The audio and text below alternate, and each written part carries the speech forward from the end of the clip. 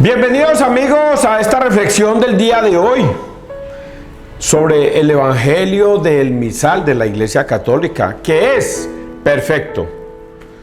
Una cosa tan impresionante que yo no quedo sino extasiado y maravillado.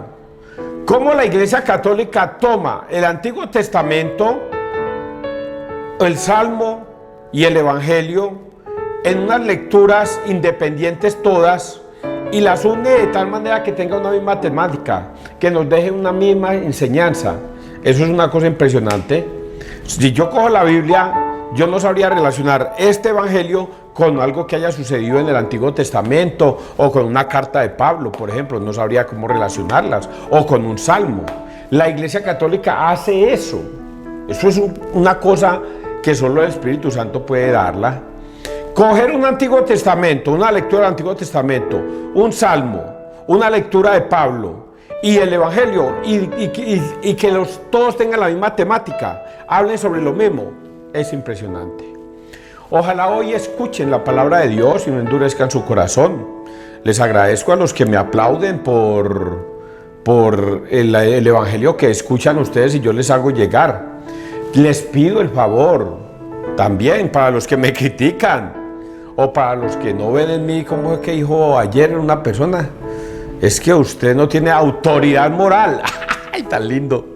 Autoridad moral, a mí me gusta esa palabra. Usted no tiene autoridad moral para explicar la palabra de Dios. Oigan a yo sí tengo la autoridad moral, sí la tengo suficiente. Lo que no puedo declararme ante ustedes es libre de pecado. Soy un pecador, eso sí no puedo hacer, pero autoridad moral sí la tengo para decir lo que está escrito en la palabra de Dios. Tanto así me atrevo a decirle que hasta usted que me está viendo también debería tener esa autoridad moral, porque a eso es lo que nos mandó Jesucristo, a predicar la palabra de Dios. El que crea se salvará, el que se resista a creer se condenará. Usted puede tener esa autoridad moral para predicar, no su palabra, como yo no predico la mía. Yo no predico la palabra de César Arturo Arias. Me encontraría en una situación muy difícil contra ustedes, los que juzgan y condenan, muy difícil. Pero como es la palabra de Dios y ustedes sí les gustaría saber que la palabra de Dios es justa y verdadera, a esa sí escucharán. Entonces no escuchen la palabra de César Arias como si fuera él el que estuviera dando la reflexión, sino que escuchen la palabra de Dios a través de César Arias. Y ahí ustedes sí entenderán y comprenderán de qué es que estoy hablando. Bueno, persignémonos, muchachos. Vamos a darle gracias a Dios por este día tan maravilloso. En el nombre del Padre, del Hijo y del Espíritu Santo. Amén. Primera de Corintios 6, del 1 al 11. Es Pablo el que describe a los Corintios. Capítulo 6, del 1 al 11. Un hermano tiene que estar en pleito con otro, y además entre gentiles.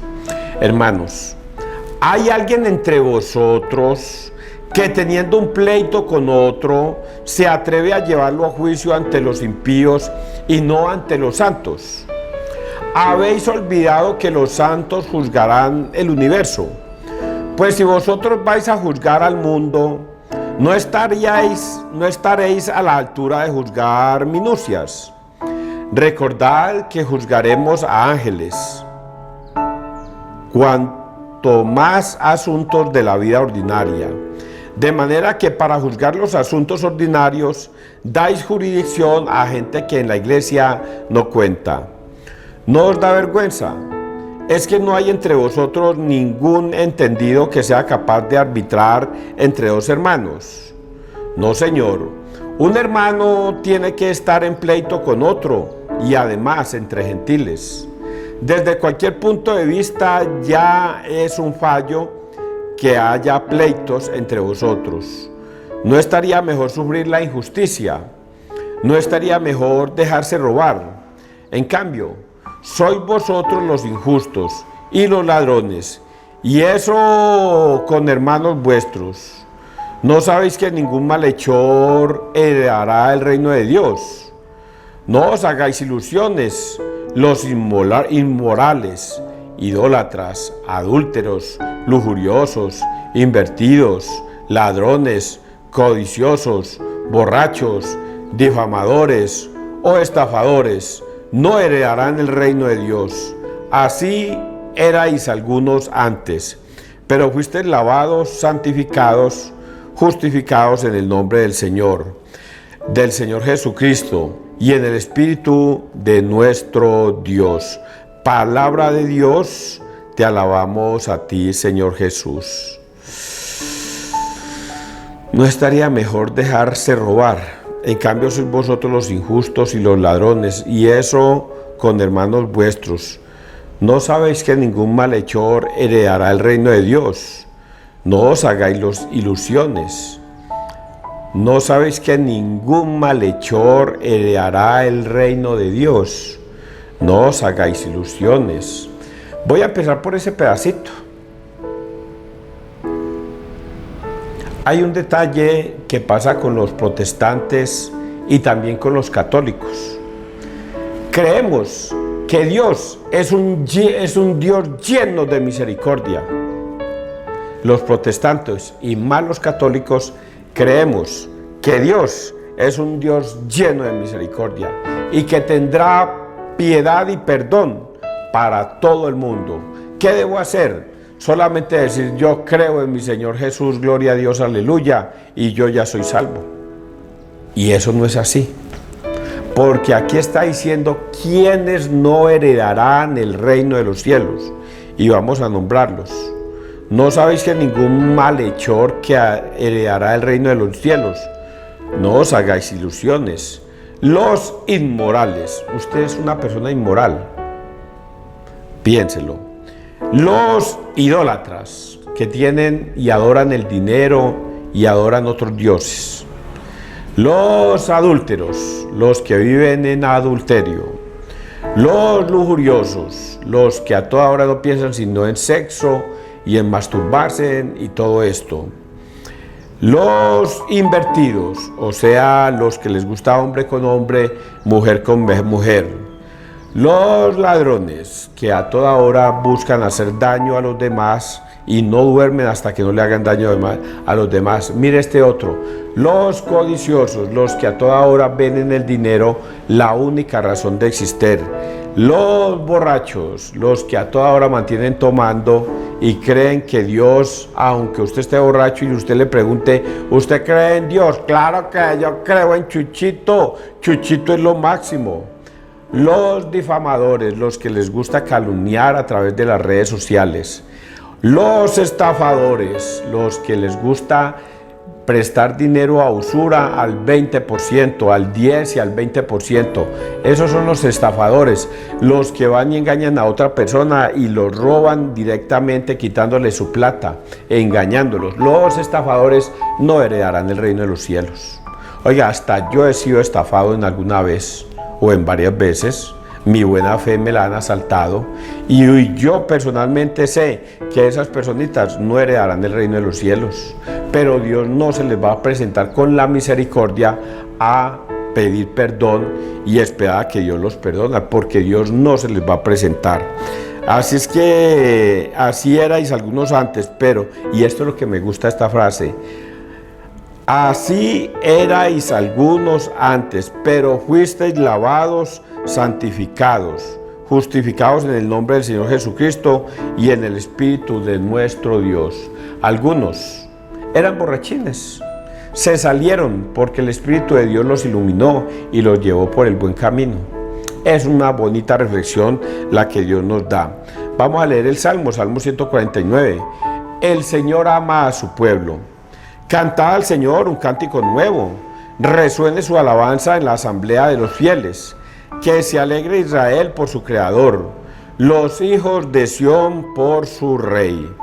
Alabad su nombre con danzas, cantadle con tambores y cítaras, porque el Señor ama a su pueblo y adorna con la victoria a los humildes. Que los fieles festejen su gloria y canten jubilosos en filas, con vítores a Dios en la boca. Es un honor para todos sus fieles. El Señor ama a su pueblo. Y vamos a leer el Santo Evangelio, San Lucas 6, 12, 19. pasó la noche orando. Escogió a 12, a los que también nombró apóstoles. En aquellos días Jesús salió al monte a orar y pasó la noche orando a Dios. Cuando se hizo de día, llamó a sus discípulos. Escogió de entre de ellos a 12, a los que también nombró apóstoles: Simón, al que puso de nombre Pedro, y a Andrés su hermano, Santiago, Juan, Felipe, Bartolomé, Mateo, Tomás, Santiago el de Alfeo, Simón llamado el Celote, Judas el de Santiago y Judas Iscariote, que fue el traidor. Después de bajar con ellos, se paró en una llanura con un grupo grande de discípulos y una gran muchedumbre del pueblo, procedente de toda Judea, de Jerusalén y de la costa de Tiro y de Sidón. Venían a oírlo y a que los curara de sus enfermedades. Los atormentados por espíritus inmundos quedaban curados, y toda la gente trataba de tocarlo, porque salía de él una fuerza que los curaba a todos. Palabra del Señor. Gloria a ti, Señor Jesús. Pasó la noche orando, escogió a 12, a los que también nombró apóstoles. Los evangelios, amigos televidentes, no son gratuitos, ni están ahí como por llenar un libro. Tienen un mensaje y muchos mensajes. Hay es que escudriñar las escrituras para encontrar esos mensajes. Hoy encontramos uno muy especial que va para los protestantes. Ay, Dios mío bendito, yo sí que me meto con los protestantes todos los días. Pero es que la Biblia todos los días le habla a los protestantes de una manera terrible. ¿Y por qué no decirlo terrible? Si aquí el Señor está diciendo que hace 2000 años, tenía él 30 años, Jesús, y le dio por salir a orar al monte. Y muchos discípulos lo seguían, muchos lo seguían, pero que después de haber orado toda la noche, bajó y le dio por ponerse a escoger a 12, a los que llamó sus discípulos. Eso es una enseñanza muy grande, muchachos. ¿Por qué le dio por escoger a 12? Porque no se quedó con la multitud. ¿Para qué escogió a 12? Eso no es gratuito, muchachos. Si él escoge a 12 y no decidió llamar a la multitud porque muchos discípulos lo seguían, muchos, el escoger a 12 es porque él tenía algo muy claro, y es que iba a fundar una iglesia. ¿Con quién? Con esos discípulos. Y dice acá la escritura que a esos 12 los iba a llamar apóstoles. Si muchos discípulos lo seguían, ¿por qué no llamó a toda esa plebe discípulos? ¿Por qué no los llamó a todos? Si hubiera ahorrado más tiempo. Vamos a suponer que lo estaban siguiendo 100 personas, pues pongámosle 100, o 200 o 300. ¿Por qué no llamó a esos 100, 200 o 300 discípulos? Y así hubiera ganado más tiempo. Y entonces hubiera mandado a esos 100, 200, 300, 500 o 1000 por el mundo entero, y la fe de Dios se hubiera esparcido por el mundo entero. Pero Dios es un Dios juicioso.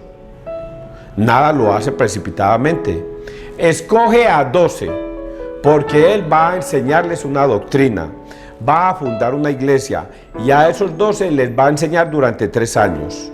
Pero aquí también hay otra cosa muy especial que ustedes la tienen que analizar, y va para los protestantes, para que los protestantes sepan en el error que están metidos. Llamó a sus discípulos, escogió de entre de ellos a 12, a los que también nombró apóstoles. Y empieza nombrando: Simón, al que puso de nombre Pedro. Si ven ustedes que al primero que escoge es a Pedro. Y cuando Andrés llama a Simón: Simón, vente, que ya encontramos al Mesías. Y Simón se fue, y cuando se le acercó a Jesús, Jesús le dijo: tú eres Simón, hijo de Jonás. De ahora en adelante te vas a llamar Kefas, piedra, Pedro. Le puso de sobrenombre piedra, Pedro, Kefas. Y por ello, cuando él ya lo nombró allá, que para todo el mundo quedó a lo mejor sorprendido, ole, ¿y por qué le llamó piedra a Simón? ¿Qué significará eso? ¿Por qué le puso a él? ¿Por qué no me lo puso a mí? ¿Por qué no me lo puso a Juan? ¿Por qué no me lo puso a Santiago? ¿Por qué a Pedro? Todo estaba fríamente calculado para que Pedro fuera el sucesor de la iglesia. Y por ello a él lo llama piedra, Pedro Kefas. Y por ello seguimos aquí leyendo. Y luego nombra a todos esos discípulos. Simón, al que puso de nombre a Pedro, a Andrés, su hermano, Santiago, Juan, Felipe, Bartolomé, Mateo, Tomás, Santiago, el de Alfeo, Simón, llamado el Celote, Judas, el de Santiago, y Judas Iscariote, que fue el traidor. ¿Por qué hagan esas preguntas? Es que yo no entiendo por qué escuchan y no se hacen preguntas. Tienen que preguntarse. ¿Por qué escogió a esos 12? ¿Por qué primero a Simón? Ya le expliqué por qué. Pero ¿por qué a Andrés? ¿Por qué a Santiago? ¿Por qué a Judas Iscariote? Si sabiendo que él sabía que lo iba a traicionar, ¿por qué lo escogió? ¿Por qué escogió a esos 12? Y todos con personalidades diferentes. ¿Qué tenían de especial esos y no los que no escogió? Escogió a esos. ¿Acaso esos eran mejores que los que estaban acompañándole alrededor? Inclusive había un tal Matías, que también estaba ahí en el grupo. Matías. Y a Matías no lo escogió, pero andaba en el grupo también Matías. Solo cuando Judas Iscariote se ahorcó, Pedro dijo, tenemos que escoger a otro para formar los 12. Y ahí fue cuando escogen a Matías. Matías andaba todo el tiempo con él. Andaba Matías y andaba otro que se llamaba, ¿cómo se llamaba el otro? Había otro. El caso es que de esos 2 escogieron a Matías para ser sucesor de Juan, de Judas Iscariote. Fue el que iba a reemplazar a Judas Iscariote. Entonces todo esto ustedes deben preguntarse por qué el Señor hizo esto. Ojo pues con esto. Deben preguntarse, pero no deben cuestionar. Jesús escogió a los que Él quiso. Nosotros sí debemos preguntarnos, pero ¿por qué estos? Pero no cuestionarlo. Si Él los escogió, ya. Él los escogió, Él sabe por qué. A los que Él quiso, Él sabe por qué. Preguntémonos nosotros por qué, pero sin cuestionarlo, ni nada de esas cosas. Después de bajar con ellos, se paró en una llanura con un grupo grande de discípulos y una gran muchedumbre del pueblo, procedente de toda Judea, de Jerusalén y de la costa de Tiro de Sidón. Venían a oírlo y a que los curara de todas sus enfermedades. Los atormentados por espíritus inmundos quedaban curados, y toda la gente trataba de tocarlo, porque salía de él una fuerza que los curaba a todos. Y dentro del asombro, todos se preguntaban, pero ¿y este Jesús quién es? Este no es Jesús, el hijo de José y de María. ¿De dónde le sale toda esta sabiduría? ¿De dónde le salen todos estos milagros? ¿De dónde él es capaz de curar a endemoniados, levantar enfermos, paralíticos, curar ciegos, sanar sordos? Que fue lo que pasó el domingo. Curó a una persona que era sordomuda. ¿De dónde le nace todo esto? Pues todas esas preguntas debemos nosotros simplemente hacérnoslas para que las entendamos. Pues bien, nada de la palabra de Dios es gratuita, muchachos, nada. Estos 12 discípulos que Él escoge, más adelante, en Mateo 16:13, después de haberles enseñado un poquito su doctrina y todas esas cosas, lo va a llamar. Mire que aquí estamos, ¿por qué lo digo que más adelantico? Porque aquí estamos hablando de Lucas 6, 12, 19. Lucas 6, 12, 19. Los está escogiendo. En Mateo 16, 13, les va a hacer una pregunta a los 12 que andaban con él. Venga, ustedes que han escuchado de mí, hombre, ¿qué han escuchado de mí? ¿Quién dice la gente que soy yo? Ustedes que han escuchado. Y entonces el Señor, los discípulos le van a decir, unos por ahí andan diciendo que usted es Jeremías, otros andan por ahí diciendo que usted es Elías, Otros por ahí dicen que usted es el resucitado de Juan el Bautista. Otros dicen que usted es un profeta.